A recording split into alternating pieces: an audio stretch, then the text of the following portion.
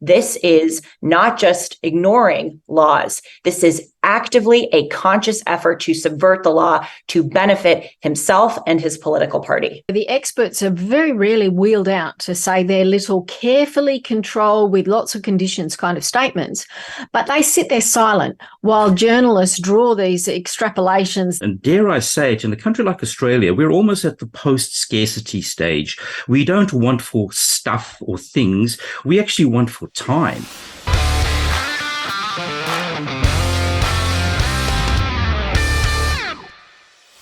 Welcome to the Aussie Wire News.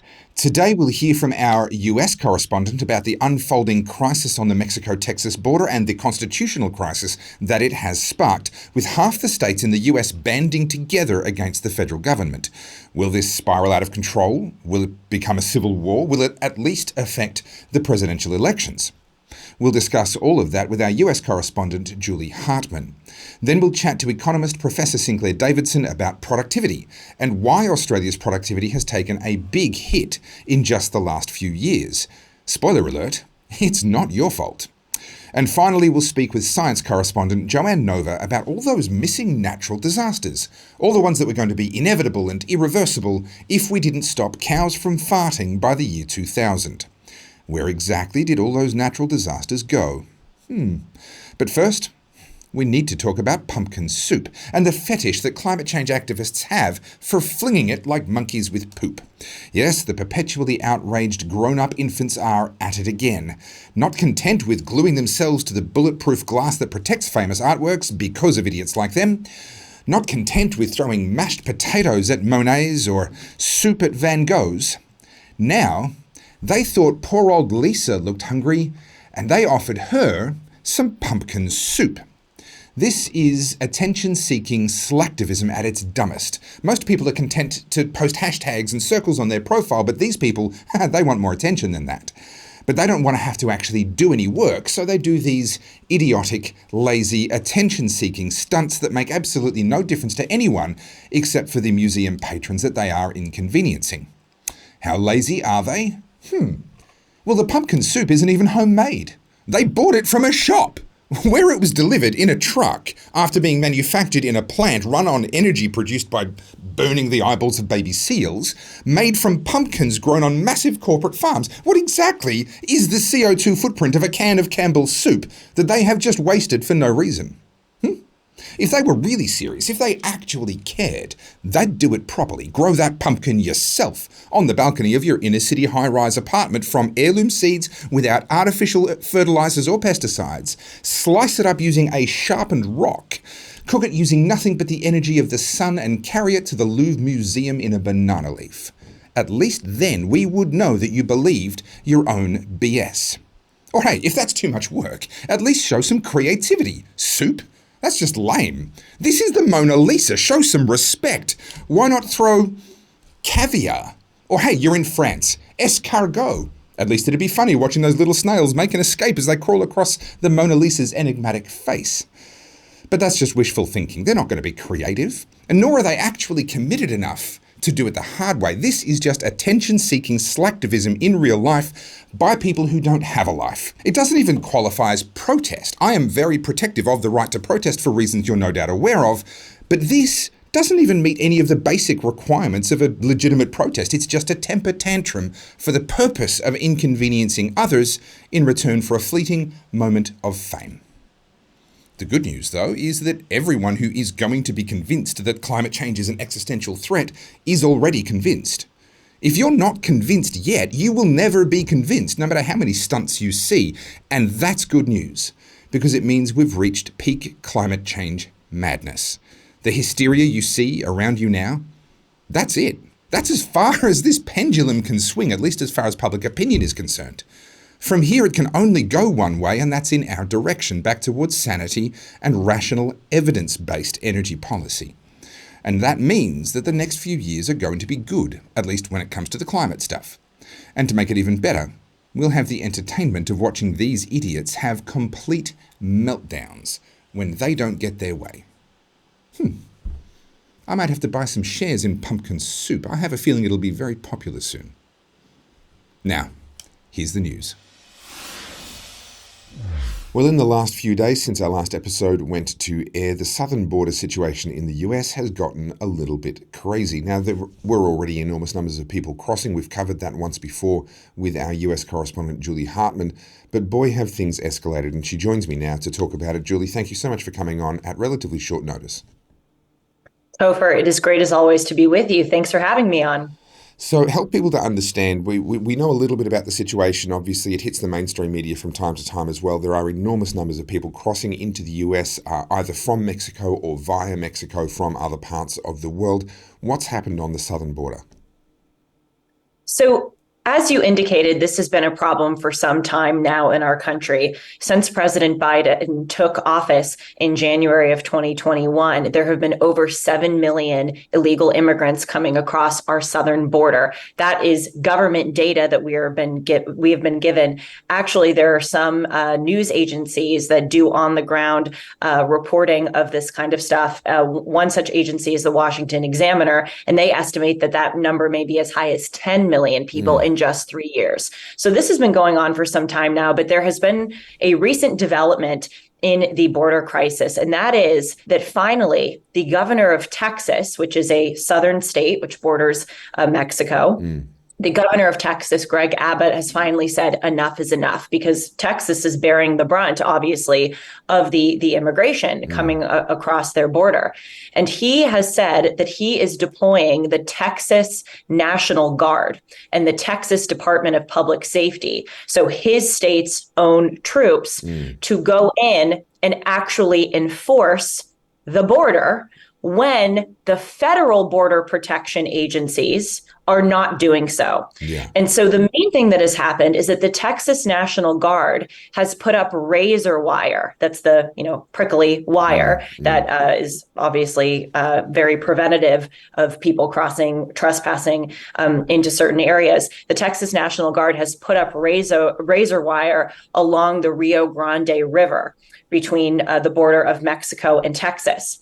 And then the federal border protection agencies have been cutting that razor wire. Why? We don't know. But they've been cutting that razor wire to try to make it easier for illegal immigrants to continue flooding across the border. And then in response to that, Governor Greg Abbott said, I don't care that you're the federal border protection agency. This is a invasion. He invokes parts of the Constitution, which talk about invasion, which we can discuss, Topher. But he says this is an invasion going on across our southern border. You, the federal government, are not following through on your duty of enforcing immigration laws and border laws. We are going to override you, and we are going to continue putting up razor wire, whether or not you like it. So that is what is going on now in 25 out of our 50 states. 25 Republican governors have joined Governor Greg Abbott of Texas in supporting this measure. It's quite an extraordinary constitutional crisis. Now, this is an image from 2021 from one of the migrant caravans happening then, but it hasn't really slowed down. This is an image from 2023. The situation has been, I guess, bubbling away for quite some time, and it's really reached this kind of explosive flashpoint at the moment. And some people are blowing this up, saying that we're on the precipice of a civil war. There needs to be a divorce within the country. Some states simply can't live with others.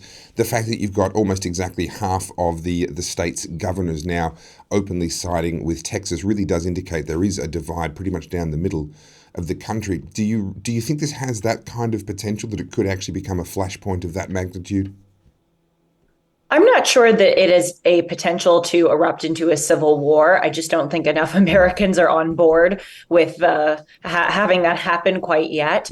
However, I do think that this will be a flashpoint in the 2024 election. I mean, we are already in the 2024 election. We go to the ballot to vote in November, but the election is ongoing now. Sure. So I think that this will be a flashpoint. And here is the fundamental issue.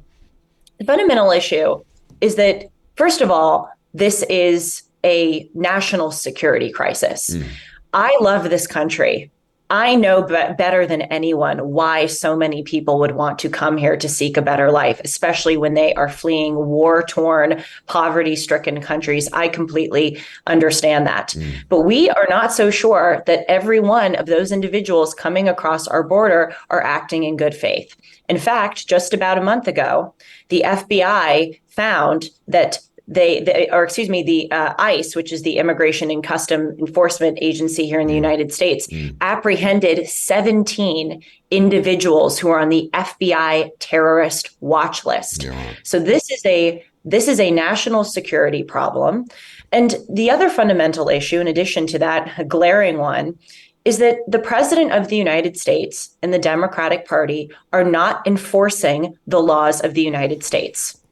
When a president takes an oath of office, he promises to faithfully execute the office and faithfully execute the laws of the United States. And Greg Abbott wrote a letter where he said, quote, "The federal government has broken the compact between the United States and the states by not enforcing this." So we have a greater problem in this country, Topher, of when the party in power wants to enforce laws, they will. But if they don't want to, and it benefits them politically not to, and it certainly benefits the Democratic Party to not enforce border laws, because all of those 6 million immigrants are surely going to come in and vote Democrat.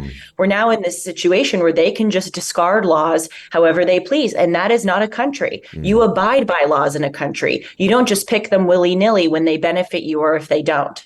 Let's stick with the legal aspect of this for a moment. Governor Abbott, for his part, claims that he has actually directly handed or sent letters to the president on 8 separate occasions asking him to address this issue, and he claims he's failed to even receive a response. It's on that basis that he has said that the federal government has abdicated its responsibility. Now, this is an interesting situation legally, and it's one of those situations, I suspect, where what is legally going to happen versus what is actually right won't necessarily be the same thing. We can clearly see a number of Republican governors are out there saying, well, Governor Abbott is right. However, from a legal perspective, he's relying on a clause in the Constitution that allows the states to act in the event of a, quote, invasion, which has been interpreted by the court in the past to involve some sort of a coordinated political entity that is actually bringing military force. What's your read on the situation over there? Are people agreeing with that perspective regardless of the court? And then when it comes to the court, do you think that argument is going to be persuasive? Well, I think that Governor Greg Abbott's argument is persuasive because, yes, the court has interpreted invasion to mean that in the past. However, this is an unprecedented crisis. No one could have foreseen that the president of the United States and the political party in power, the Democratic Party, would so egregiously violate the laws of this country by literally throwing open the border and incentivizing, encouraging people to come into this country. The president of the United States, as well as several Democratic governors and mayors, one such individual as Eric Adams, the mayor of New York City, have encouraged people to break the law and come into this country. They've said, we're a sanctuary country. We're sanctuary cities. We want to welcome you.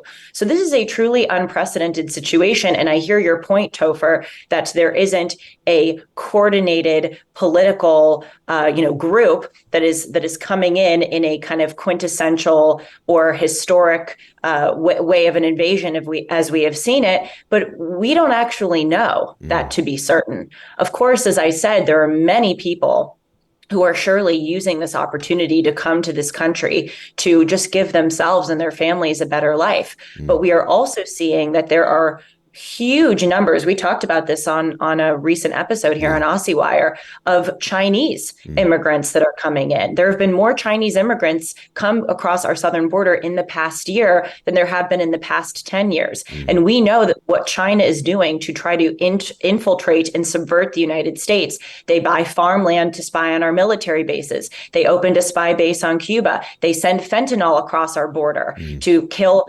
100,000 Americans a year. They've bought off the president of the United States through bribes. So there is actually evidence that there are foreign entities that are keen to seize this moment to subvert and undermine the United States. And for me, that would constitute a sound legal argument to deem this an invasion. But again, we live in this country where words and laws mean whatever you want it to mean. So I'm sure there will be many people who will disagree with me. Well, there's the old saying: you can get all the justice that you can afford. It's a sadly accurate statement in the legal systems we've got at the moment. Now, this is a graph here showing immigration historically back to 2020. We can see that historically there have been very, very large amounts of immigration that changed through the mid-teens or the early teens, and from 2010 onwards, that number was, comparatively speaking, quite low and has absolutely leapt up in just the last 3 years. And that's really the context in which this most recent crisis on the border is taking place.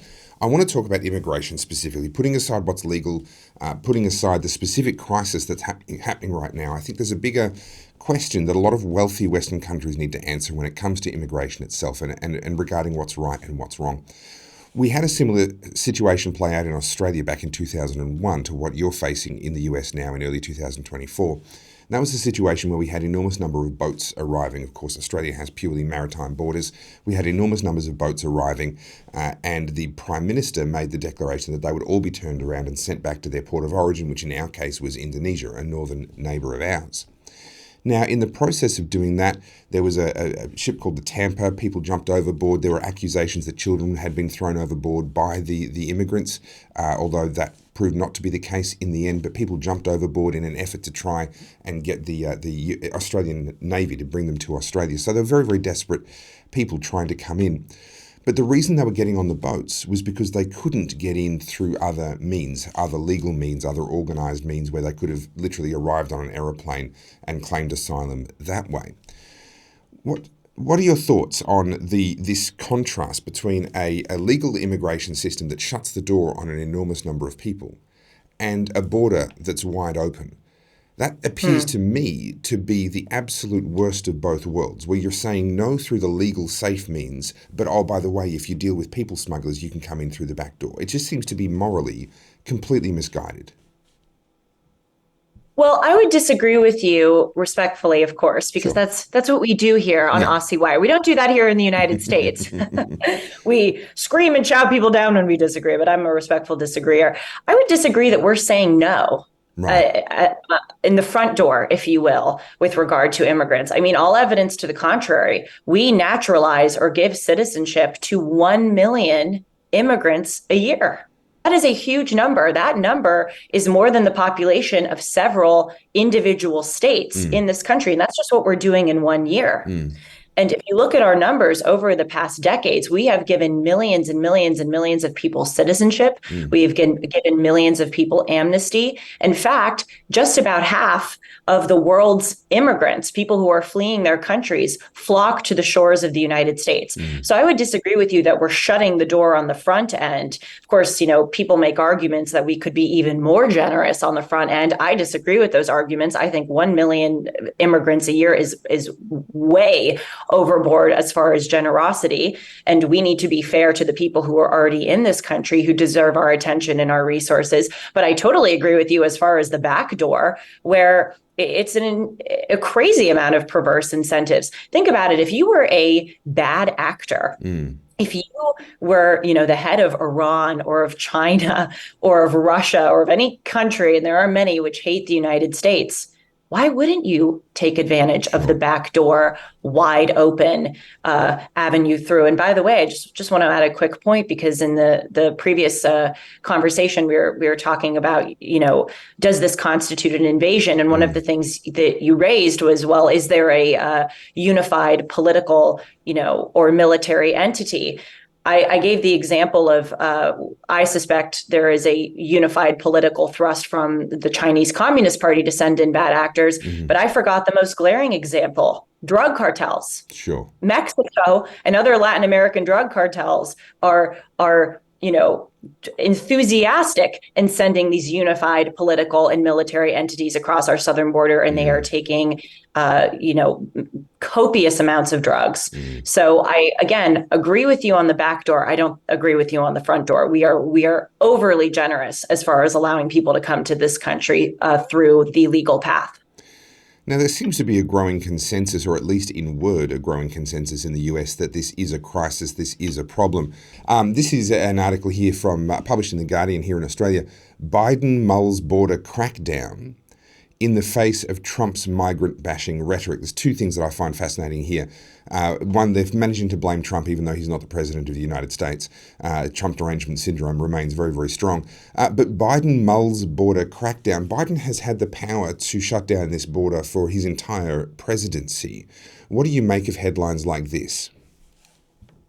Well, as you say, it reveals so much. I mean, everything is Trump's fault. He is the scapegoat. He is the boogeyman. And what's interesting, too, is they talk about rhetoric. They focus on rhetoric as if that is the problem. Rhetoric is not the problem. The fact that people are dying trying to cross into our border, the fact that our cities and resources are being exhausted because of the influx of illegal immigrants, that is the problem, not speech.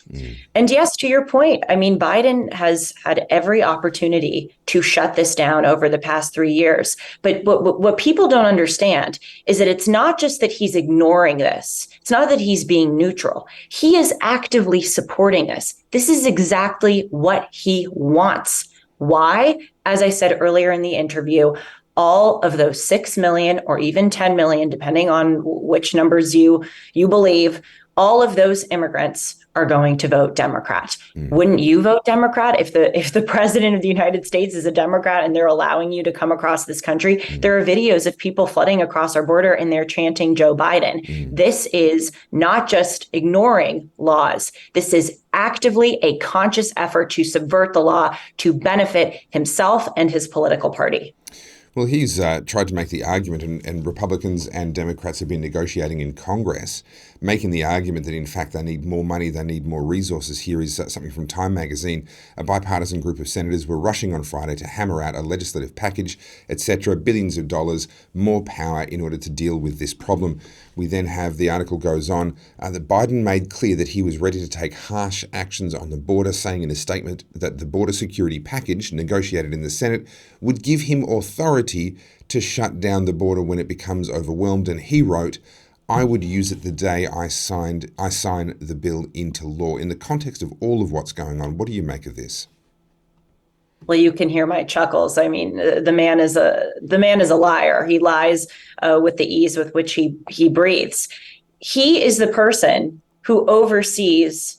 He's the president of the United States. He oversees the actions of the federal government, and there in front of our eyes are federal border protection agency members who are cutting the razor wire, who are going against the laws and allowing these people in. I don't believe a word of anything he says. He has full control of stopping this problem. He would love to pin it on a congressional act, something that needs to be passed. That is not true. And by the way, one of the other crazy things about this situation is that border bill that you just mentioned, it's also tied up with a Ukraine aid bill. And I blame both parties for this. Why is our Congress passing a bill which in the same bill deals with how to deal with the border and how to deal with Ukraine? Aren't those separate issues? Those should be dealt with separately. So as much as I am upset at President Biden, I'm equally upset at our dysfunctional Congress, who is aiding and abetting the Biden administration and not actually getting done for the American people what needs to get done. And that is protecting us by closing off our southern border immediately. Last question for you today, Julie. The US election, obviously, as you mentioned, is already underway. Yes, the date for the vote is happening later, but they're very much jockeying for position. They're already making their statements. How much do you think that this escalation is due to the fact that this is an election year? And separately, how much do you think it will affect the election and the campaign and potentially even the outcome? Well, certainly, I think, a lot of this is being brought to light because it is an election year. However, this issue has been glaring and blaring for some time now. And you see these videos and you look at these numbers and you go to southern border cities and look at what is going on. There are hordes of migrants, on the streets, even not just in border cities, up in New York. There was a school in Brooklyn which housed migrants. There are churches and hotels and synagogues which house migrants. This is not just a, southern state issue. So yes, of course, part of this is politics and making Americans even more aware of the glaring issues before they vote. But this is not something that is contrived. This is truly a genuine problem. And to answer your second question about how much I think it will affect the outcome, well, I usually I'm a bit pessimistic about these things, Topher, but I actually am a bit optimistic because this is such a huge issue. I think that this has the potential to be the decisive issue in 2024. And all of this, as bad as it is going playing right into the hands of Donald Trump. And I think he and the Republican Party are going to benefit from this hugely because more and more Americans from both sides of the political aisle are seeing this for what it really is and want it to stop. Well, Julie Hartman, US correspondent, thank you so much, as always, for your time. Thank you. Well, many people think of the word productivity as a bit of a dirty word. They imagine a standover boss flogging them to try and make them work faster, or perhaps having to put in extra hours at the office and miss out on the good things in life, the things that really give life a lot more meaning. But actually, in economic terms, productivity is a much more significant, important, and I would say somewhat nuanced topic. And to help me wrap my head around that is Professor Sinclair Davidson. Professor, thank you so much for joining us here on the Aussie Wire. Hello, how are you? Doing very well. Now, you are banging the drum of productivity. You're talking about productivity in the public space because you consider this to be a very, very important thing for us to understand, to measure, and to improve. For the layperson, what the hell is it? Productivity is the ability of human beings to do more with less. Now, as you said in your opening intro, so many people kind of think of productivity as wage slavery, or they kind of think they're going to be replaced by a machine. But in actual fact, productivity allows us to lead the lives of leisure that we currently do. If you kind of think of the human experience, 200 years ago, before the Great Enrichment, most people lived lives that were nasty, brutish, and poor. Whereas now we actually live very comfortable lives. And dare I say it, in a country like Australia, we're almost at the post-scarcity stage. We don't want for stuff or things. We actually want for time. We want to be able to fit more into our days, to consume more, to live happier, better lives. This is kind of where we're at now, compared to where we were 200 years ago. And I know it's going to sound slightly controversial, but I have no doubt that each and every single person who is alive today is living a better life than they would have 200 years ago if they'd been born then. So productivity is actually a good thing. We should welcome it. We should try to get more productivity into our lives. Well, your comments there are buttressed by the Productivity Commission. This is a graph prepared by the Sydney Morning Herald back in 2022.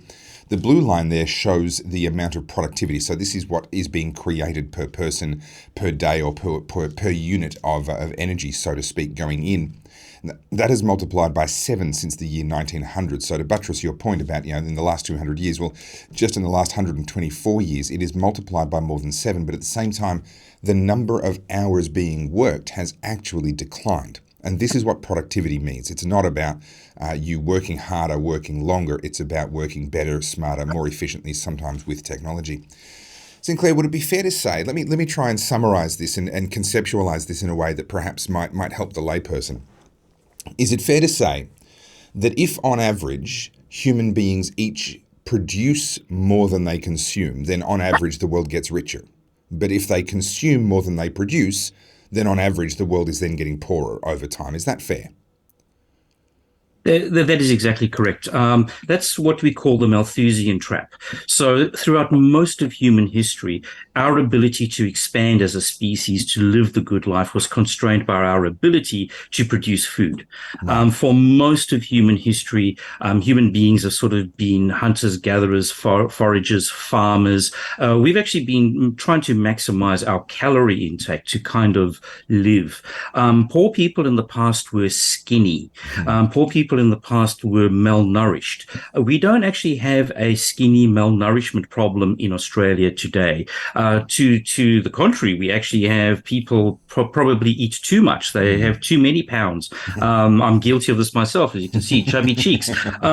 This is a sign of prosperity. And all of this has come about because of human ingenuity. So our human capital, we have created the world in which we live in. We have produced technology. Labor-saving technology is an astonishingly good thing, to the extent that we even joke about it. The old joke, you gave your wife a vacuum cleaner for Christmas. If you were to do that today, you would be in a lot of trouble. But 50, 60 years ago, when a lot of women had to stay at home and spend a fair chunk of the day sweeping the house, things like vacuum cleaners, irons, mix masters, all of these sorts of things have been astonishingly liberating for humanity. It's allowed us to do a lot more. It's allowed us to mobilize the female workforce. People live the lives that they choose. So just simple things like that are actually showing how technology has changed our world, made it a better place, allowed us to live the better life. Well, it's interesting. I hadn't prepared this for this interview, but you've reminded me of something. I don't have a reference to prove it to you, but you may be familiar with it already. It's my understanding that one of the single most empowering pieces of technology in terms of productivity, the one thing that you could change in somebody's life that would have the greatest impact on their ability to produce and provide, is a bicycle. The step from being on foot to being on wheels is, as I understand it, one of the most empowering things about how much they can move, how far they can travel, how fast they can get there, how much they can take with them, and all of a sudden their ability to produce and be productive just goes through the roof with what we would consider to be a child's toy. It's amazing to think how privileged we've actually become. Absolutely. It's the improvement in human lives over the last 200 years since what Deirdre McCloskey calls the Great Enrichment has been absolutely astonishing. We live happier, fuller lives now than what we did before. And a lot of that is because of productivity increases. We've actually been able to enhance the ability of each and every single human to do more. Now, that means we all live happily ever after, right? That's the end of the story, or perhaps not quite, because you've released a report here. I'm going to bring up your graph.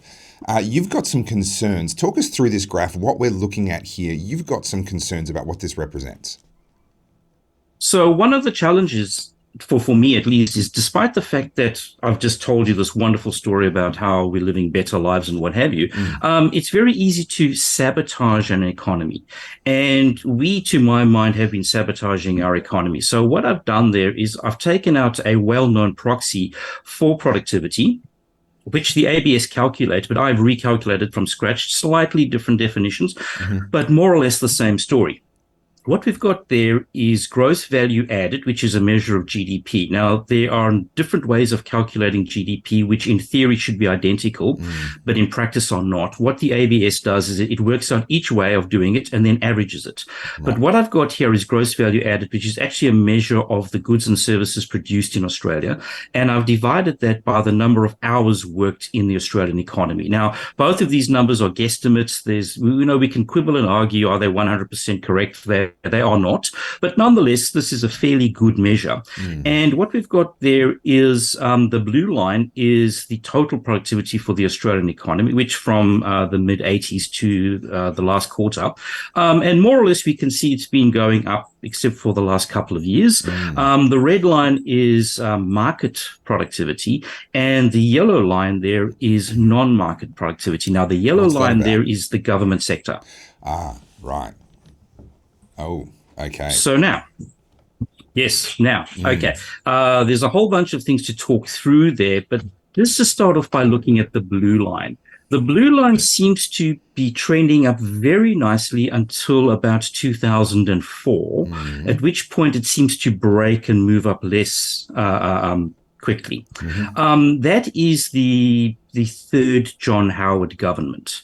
Right. The red line tracks the blue line fairly well, and the yellow line is completely unrelated. Now, a lot of people are going to start off by saying, gee, Sinclair, why are you claiming that the government sector or the non-market sector is more productive than the market sector? Isn't that sort of counterintuitive?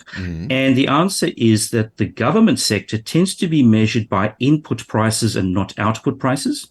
And the government sector, people working in the government sector very often have very good salaries. Can I try and translate that into normie speak and understand it if I can? Yep. Because so much of what the government does doesn't have a market price tag attached to it. We can't calculate the value based on the shelf price of the product. Therefore, we calculate the value based on what it costs to actually, or based on the amount of money being poured in, including these ridiculous six-figure salaries and long lunches and all of the other nonsense that goes on.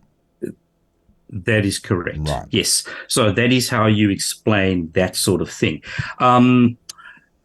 And so that doesn't actually worry me. The other argument that we need to think about the non-market sector or the government sector is something called Baumol's-Cost disease. So if you kind of think that an orchestra 200 years ago needed 20 or 30 people to play music for half an hour, there's been no productivity improvement there because the same piece of music requires the same orchestra, the same 20, 30 people playing for an hour. So there is an argument that in some sectors of the economy, productivity is not easy to measure. But in the case of an orchestra, of course, now you've got DVD sales and all that sort of stuff. But nonetheless, that figure doesn't worry me. And we can see from about the mid-1980s until about 2000, even though it's badly measured, what have you, productivity in the non-market sector is actually increasing as well. From about 2000 to about 2010 or so, it flatlines. And from 2000, the last 10, 14 years or so, it's kind of declined. So what we have seen is massive increases in productivity across the Australian economy as a whole. We've seen increases in market productivity across the whole. We've actually seen a decline in non-market productivity as you know over the last 15 years or so. But that's not the whole story. The other part of the story is we've seen a massive expansion in government activity or the non-market economy over the last 40 years in total. So in 1980s, the non-market sector of the economy made up about 19% of the economy. In the last quarter, September of last year, it made up nearly 30% of the economy. And most of that growth has occurred in the last 20 years. So not only has productivity in the non-market sector or the government sector declined, the size of the non-market and government sector has increased. So therefore, as its impact on the overall productivity of Australia is getting larger as its proportion of the overall economy also gets larger. It's getting much, much larger. But again, the story gets worse. The story gets worse again because not only is the government expanding its sector of the economy, it's also imposing rules and regulations on the market economy, which undermines productivity in the market economy. Those productivity drags are not included in my graph here because you can't measure those the way I've measured this. So this is the best case scenario that we've got. The productivity drag being caused by government and the expansion of the non-market economy in Australia is worse than what this picture is showing you. So what is this downtick right at the end here? Is this just COVID, or is this an indication that perhaps we've entered a new economic epoch? I think we've entered a new economic epoch because that downtick takes place in 2001. So that downtick is occurring after the COVID crisis, which is we can say is 2001. After that has ended. Now, the argument that I make for that really is that the lockdowns broke the economy.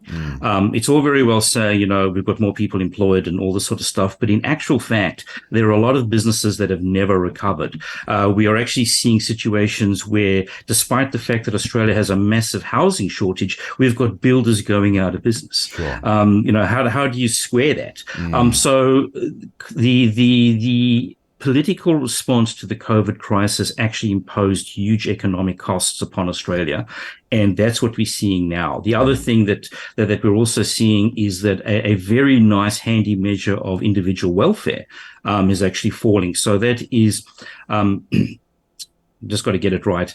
Real gross household disposable income per capita. That is a measure of household wealth on an inflation-adjusted basis, and you divide it by the population size. That number has fallen dramatically as well. And contrary to what a lot of your viewers are going to claim, that is not because of the increase in population.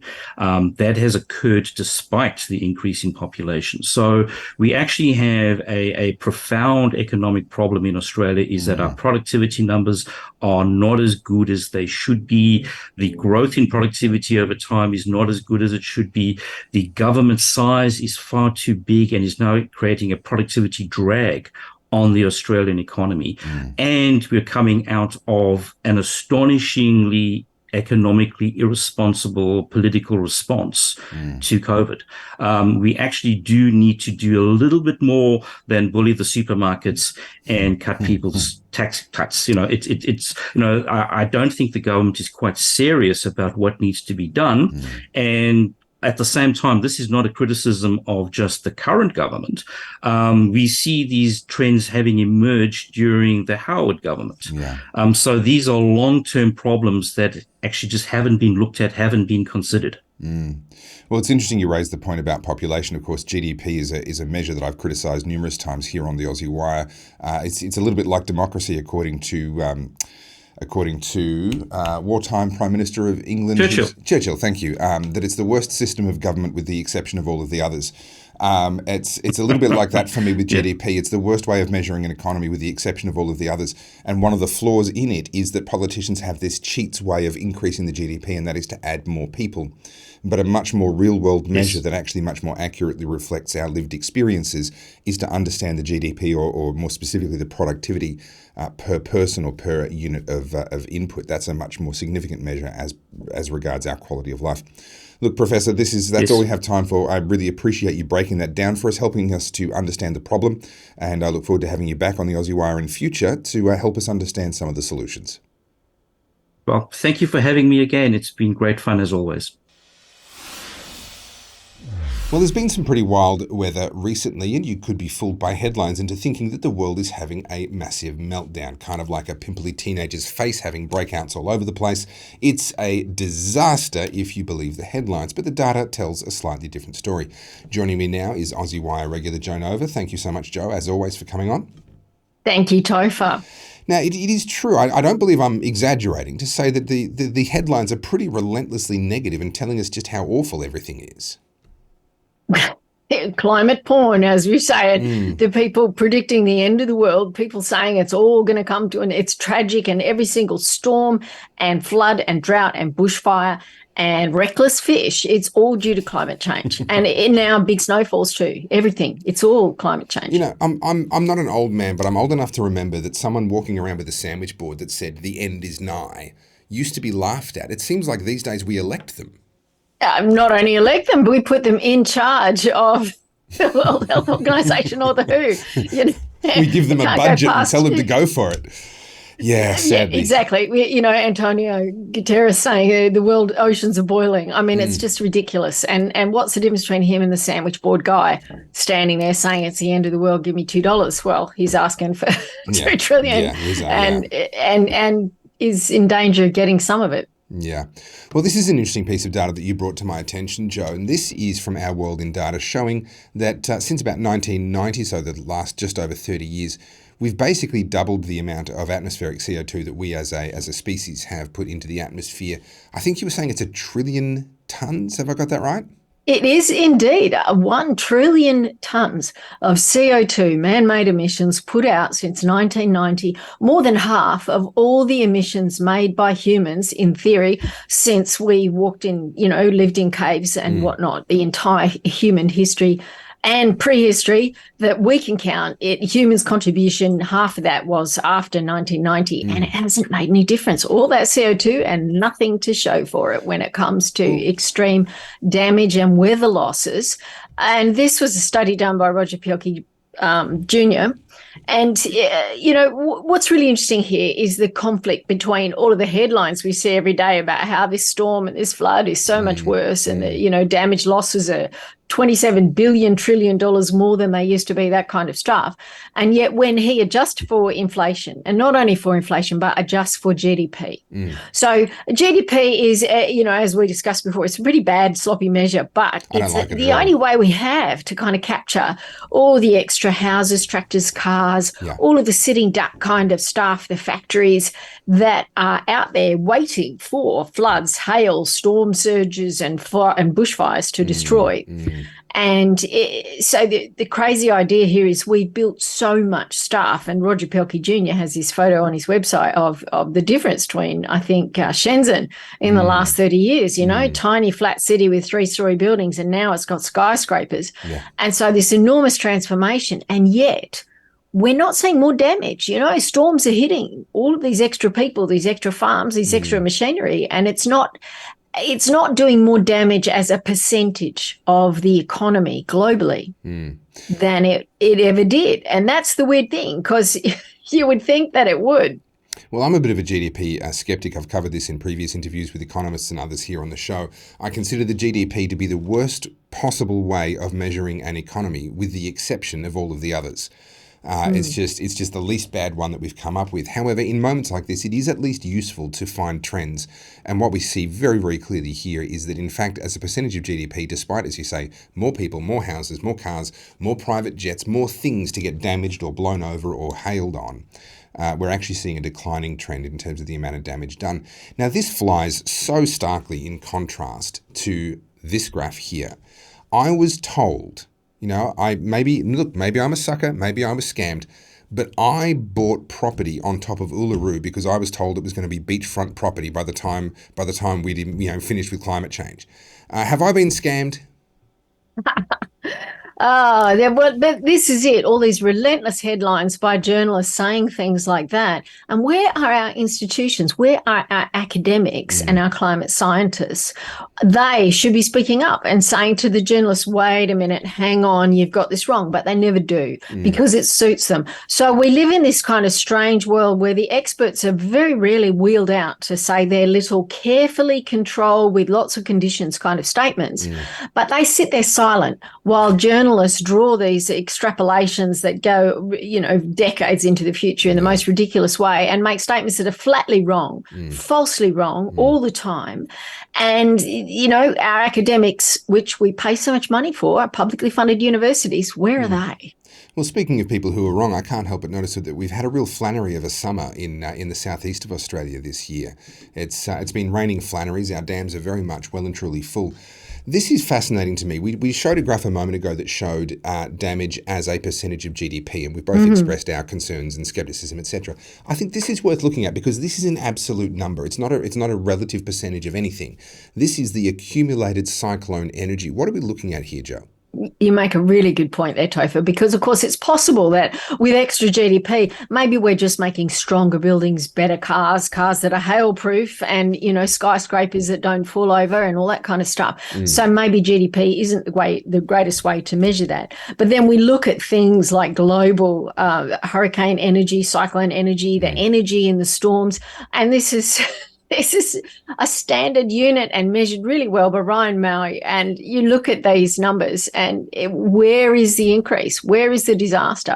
Where are the storms? And it's the same thing. When we look at sea levels rising, we see even the satellites are talking about 3 millimeters a year, and these satellites are adjusted. And when we look at tide gauges, the rise is a whole of a millimeter or maybe 1.5 millimeters a year. We're talking about almost nothing. Next to nothing. And so all that CO2, half of the evil poison put out by humans, seems to have made no difference at all. Well, it's quite extraordinary. Trends in storms, cyclones, and other things, and I think bushfires as well. I was just about to make that point. We could bring up data on so many different things that we were told were going to get so much worse. And consistently, you're going to see either no trend or a negative trend. Now, I want to point out here, we're looking at over 50 years worth of data. This is not an insubstantial data set.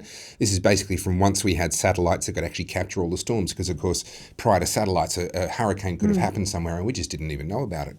But what we're looking at here is a sideways trend over more than 50 years. But if you actually look with your eye, go and find 1990.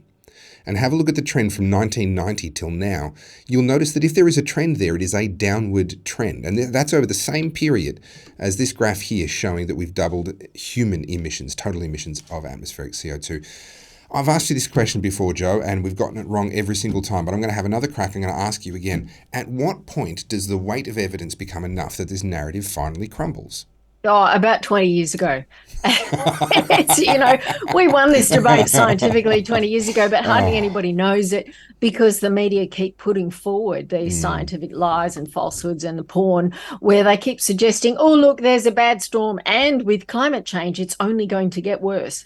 So they tag these two lines together like there is an association. And, people watching the news go, oh, look, another storm, another this, another that. And of course, we've got cameras all around the world now to capture the true disaster of what's going on, whereas there weren't too many iPhones back in 1920 to record the droughts and floods and bushfires then.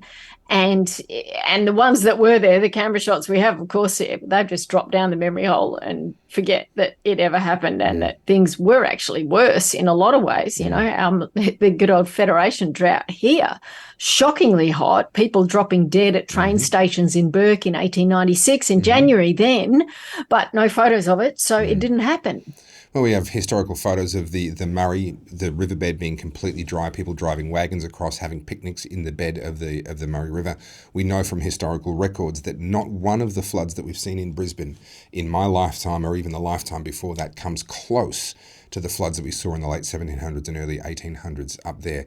We know nothing of Mother Nature's fury, and as you correctly point out, we keep blaming it on climate change, but maybe it's just weather. Well, and that's just it. If you look at that the graph you had of the energy coming off cyclones, we can't predict the ups and downs on that graph. We don't have a chance of saying, look, for this next 5-year period, things are going to be calmer around the world. We can't predict the climate. The models don't work. They're broken. And yet we're betting our entire economy on these broken models. And it's just extraordinary. And think about how much global CO2 has risen. And it has risen. Back in 1990 was about 355 or 360 parts per million around the world. And now it's more like 417, 418 parts per million. There's no denying that the CO2 has risen. I don't know how much of that was human and how much was natural, because we don't understand what those natural cycles are. But we know, as I've written on the blog, phytoplankton, other things, global warming, there's all kinds of things that cause CO2 to go up. And it may turn out to be that humans didn't drive that. But even if we did, it doesn't seem to make any difference to all the factors that they said it would. And it certainly doesn't appear to me that there is even remotely enough evidence to say that this is some existential crisis upon which we should enter some massive experiment where we effectively shut down our economy and destroy our own quality of life in order to ward off the evil spirits that have been unleashed by atmospheric CO2. I find the whole thing, it feels like a pagan witch doctor religion. Very much, yes. And the Stone Age witch doctors have been doing this for years, forecasting storms and saying, I will protect you. Give me your young girls, give me your money, your conch shells, whatever it is, that's the currency. And saying, I will stop the storms. Oh, look, it worked. And same thing here. And it's just crazy that humans seem to be so easily able to be pulled back into that Stone Age kind of reasoning. It's the saddest thing to watch. I mean, and lastly, there's this point. If we accept the CO2 levels have risen, and they have, and we accept that humans caused it, which I'm not sure about, but let's say it has, we've seen that whatever we're doing, the cars, the tractors, the buildings we make, the farms, the factories, whatever we're doing is easily compensating for whatever bad stuff you want to imagine has happened in the last 30 years. So if there is a problem due to man-made CO2, clearly we should just keep doing what we're doing. In other words, economic development means we build things better, stronger, faster, cheaper, and et cetera, et al. And all of that is dealing with whatever CO2 is causing. 100%, Joe. As always, thank you so much. We really appreciate your input here on the Aussie Wire. Always great to talk to you, Topher. Thank you for watching the Aussie Wire News. We release new episodes of the Aussie Wire every Tuesday and Thursday at 4 p.m. Catch up on past episodes at theaussiewire.com. Follow all our socials via @theaussiewire and become an insider via the link in the description. I'm Topher Field, and this is the Aussie Wire.